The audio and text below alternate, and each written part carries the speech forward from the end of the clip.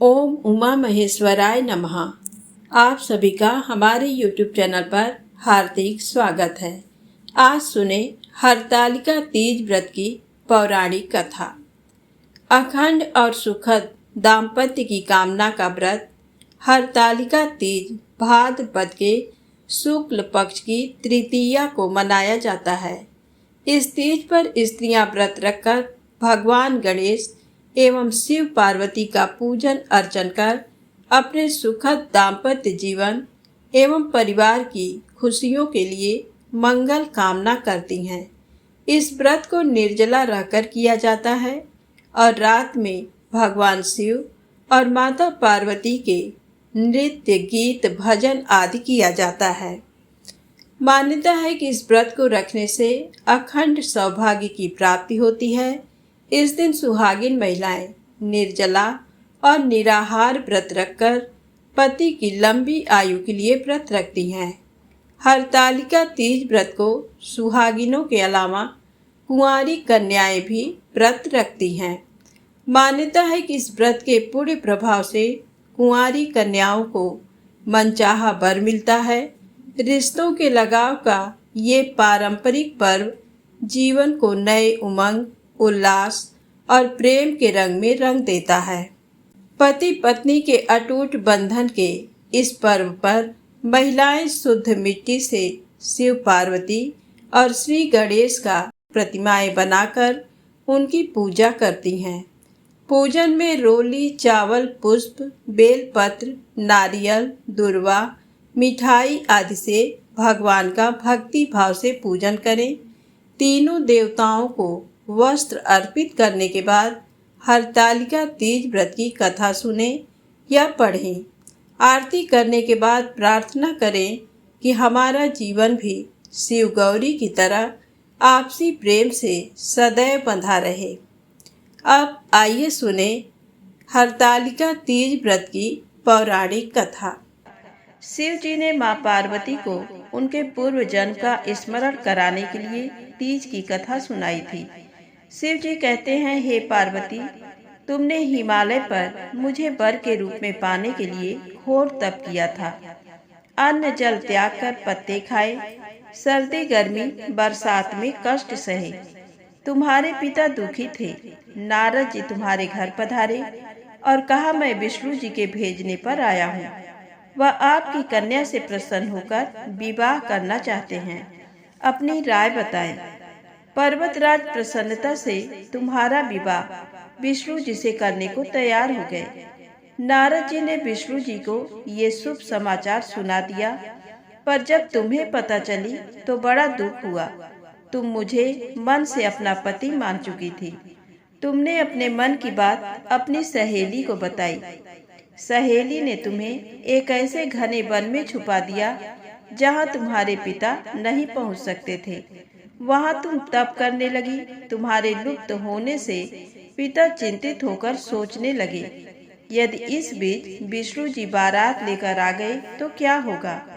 शिव जी ने आगे पार्वती जी से कहा, तुम्हारे पिता ने तुम्हारी खोज में धरती पाताल एक कर दिया, पर तुम नहीं मिली। तुम गुफा में रेत से शिवलिंग बनाकर मेरी आराधना में लीन थी। प्रसन्न होकर मैंने मनोकामना पूरी करने का वचन दिया। तुम्हारे पिता खोजते हुए गुफा तक पहुँचे। तुमने बताया कि अधिकांश जीवन शिव जी को पति रूप में पाने के लिए तप में बिताया है। आज तप सफल रहा। शिव जी ने मेरा वरण कर लिया। मैं आपके साथ एक ही शर्त पर घर चलूंगी, यदि आप मेरा विवाह शिव जी से करने को राजी हों। पर्वतराज मान गए। बाद में विधि विधान के साथ हमारा विवाह किया। हे पार्वती, तुमने जो कठोर व्रत किया था उसी के फल स्वरूप हमारा विवाह हो सका। इस व्रत को निष्ठा से करने वाली स्त्री को मैं मनोवांछित फल देता हूँ। उसे तुम जैसा अचल सुहाग का वरदान प्राप्त होता है। सावन महीने के शुक्ल पक्ष की तृतीया तिथि को कहीं कजली तीज तो कहीं हरियाली तीज के नाम से जाना जाता है। भविष्य पुराण में देवी पार्वती बताती हैं कि तृतीया तिथि का व्रत उन्होंने बनाया है। जिससे स्त्रियों को सुहाग और सौभाग्य की प्राप्ति होती है। सावन महीने में तृतीया तिथि को 100 वर्ष की तपस्या के बाद देवी पार्वती ने भगवान शिव को पति रूप में पाने का वरदान प्राप्त किया था। हरियाली तीज के दिन विवाहित स्त्रियां अपने पति की दीर्घायु के लिए व्रत रखती हैं। इस दिन स्त्रियों के मायके से श्रृंगार का सामान और मिठाइयां उनके ससुराल भेजी जाती है। हरियाली तीज के दिन महिलाएं सुबह घर के काम और स्नान करने के बाद 16 श्रृंगार करके निर्जला व्रत रखती हैं। इसके बाद मां पार्वती और भगवान शिव की पूजा होती है। पूजा के अंत में तीज की कथा अवश्य सुननी चाहिए। कथा के समापन पर महिलाएं मां गौरी से पति की लंबी उम्र की कामना करती हैं। इसके बाद घर में उत्सव मनाया जाता है और भजन व लोक नृत्य किए जाते हैं। इस दिन हरे वस्त्र, हरी चुनरी, हरा लहरिया, हरा श्रृंगार, मेहंदी और झूला झूलने का भी रिवाज है। तो प्रेम से बोले माँ गौरी माता की जय हो, शंकर भगवान की जय हो। अब आइए सुने गणेश जी की पौराणिक व्रत कथा। एक बार गणेश जी महाराज ने पृथ्वी के लोगों की परीक्षा लेने के लिए एक छोटे बालक के रूप में पृथ्वी की यात्रा की। वह एक हाथ में एक चम्मच दूध और दूसरे हाथ में मुट्ठी भर चावल लिए घूम रहे थे, ये बोलते हुए कि ये चावल और दूध लेकर कोई मेरे लिए खीर बना दो। ये कहते हुए वे गांव-गांव में घूमने लगे, लेकिन कोई गणेश जी की इन बातों पर ध्यान नहीं दिया।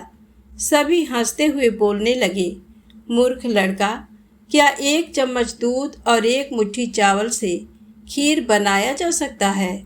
इस तरह गणेश जी महाराज गांव-गांव घूमे, लेकिन कोई भी उनके खीर बनाने के लिए राजी नहीं हुआ। सुबह से शाम होने लगी, तभी एक बूढ़ी माँ अपने घर के बाहर बैठी थी। उसने गणेश जी को देखा और कहा, बेटा, अपना खीर बनाने की सामग्री मुझे दो, मैं तुम्हारे लिए खीर बना देती हूँ। बूढ़ी माँ की बात सुनकर गणेश जी ने कहा, खीर बनाने के लिए अपने घर का सबसे बड़ा बर्तन ले आओ। बूढ़ी माँ छोटे बच्चे का मन रखने के लिए घर का सबसे बड़ा बर्तन लेकर आईं। गणेश जी बर्तन में दूध और चुटकी भर चावल डालने लगे। ये देखकर बूढ़ी माँ के आश्चर्य का ठिकाना न रहा। बूढ़ी माँ के घर के सारे बर्तन दूध और चावल से भर गए। गणेश जी महाराज ने बूढ़ी माई से कहा, मैं स्नान कर के आता हूँ, तुम तब तक खीर बना लो, मैं आकर खीर खाऊंगा। बूढ़ी माँ बोली, बेटे, मैं इतना खीर का क्या करूं? तब गणेश जी ने कहा कि माता, आप पूरे गांव को खीर खाने के लिए आमंत्रित कर दो। बूढ़ी माँ खुशी से कहती है, ठीक है बेटा, मैं ऐसा ही करती हूँ। बूढ़ी माँ मन लगाकर बहुत अच्छे से खीर बनाने लगी। खीर की मीठी सुगंध धीरे धीरे गांव में फैलने लगी। खीर बनाने के बाद वह गांव के घर घर जाकर लोगों को खीर खाने के लिए आमंत्रित करने लगी। ये देखकर गांव के कुछ लोग बुढ़िया की बातें सुनकर हंसने लगे। कुछ लोग सोच रहे थे, इतने दिनों से भीख मांगकर जीवन यापन करने वाली बुढ़िया आज पूरे गांव को खीर खाने के लिए कैसे बुला सकती है। उनमें से एक महिला कहती है, तुम्हारे घर में खाने के लिए मुट्ठी भर अन्न नहीं है, तुम पूरे गांव को खीर खाने के लिए बुला रही हो। यह सुनकर बूढ़ी माँ थोड़ा हंसकर वहाँ से चली गई। गांव के लोग उत्सुकता से बूढ़ी माँ के घर आ गए। बूढ़ी माँ के घर पर पूरे गांव के लोगों का भीड़ लग जाती है। जब बूढ़ी माँ की बहू को इस दावत का पता चला, वे जल्दी से अपने बेटे और बेटी को लेकर सबसे पहले बूढ़ी माँ के घर आ गया। अपने पोते पोतियों को देखकर बूढ़ी माँ अत्यंत खुश हुए। उनकी आंखों में आंसू आ गया। बच्चे सब खीर खाने के लिए जिद करने लगे। ये देखकर बूढ़ी माँ अपने पोते पोतियों को खीर परोसकर बाहर बैठ गई। बहू जब रसोई घर में जाकर खीर से भरी हुई पतीला को देखती है, उनके मुंह में पानी आ जाता है। अपने लालच को नियंत्रित करने में असमर्थ बहू एक कटोरी में खीर लेकर दरवाजे के पीछे चली गई। वह खाना शुरू करने से पहले बोली, गणेश जी भगवान भोग लगाना। इतने में थोड़ा खीर नीचे गिर गया और गणेश जी को भोग लग गया।